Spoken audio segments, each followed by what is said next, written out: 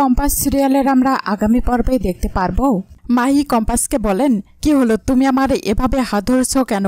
Compass বলেন, তুমি তো আর গয়নাগুলো খুঁজে বার করতে পারলে না, চলো আমি তোমাকে সাহায্য করে দিচ্ছি গয়নাগুলো খুঁজে বের করতেই। মাহি বলেন, কম্পাস আমার হাতটা ছাড়বে কিনা?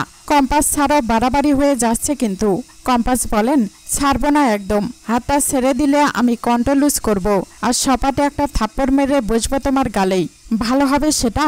কিঞ্জল বলেন, কম্পাস তোমার এত বড় সাহস, তুমি আমার সামনে দাঁড়িয়ে আমার মেয়ের গায়ে হাত তুলবে বলছো?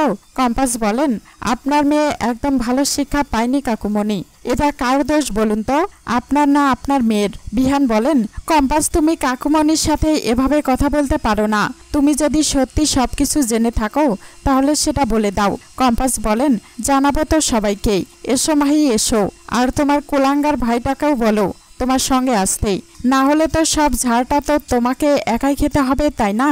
কিঞ্জল কম্পাসকে বলেন, দুদিন এ বাড়িতে এসে সবকিছু বুঝে গেছো তাই না? তুমি তো আমাদের ঘরের পাশেই গেস্ট রুমে থাকো, এখন কি উত্তর দাও, তুমি ঢুকেছিলে আমাদের ঘরেই?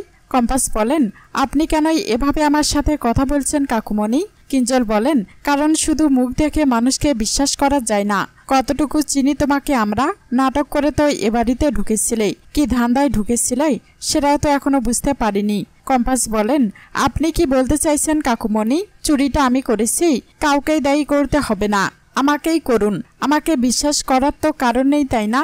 সবেমাত্র দুদিন হলো আমি এই বাড়িতে এসেছি, আপনি প্রমাণ করতে চান তো চুরিটা আমি করেছি? আমার ঘরে যান, আমার ব্যাগ সমস্ত কিছু সার্চ করে দেখুন। বিহান বলেন, এই জন্য আমি তোমাকে পাকা বলি, সবাই বলছে দরকার নেই, আর তুমি নিজেই নিজের ঘর সার্চ করতে বলছো? কম্পাস বলেন, হ্যাঁ বলছি, হয়তো সত্যি আমি গোলটি গাল, আপনিও তো মনে করেন কোনো উদ্দেশ্য নিয়েই আমি আপনার বউ হয়েছি, এটা তো সত্যি হতেই পারে তাই না? আপনাদের যার যার ইচ্ছে গিয়ে সার্চ করুন আমার ঘর, আমি একটুও বাধা দেব না।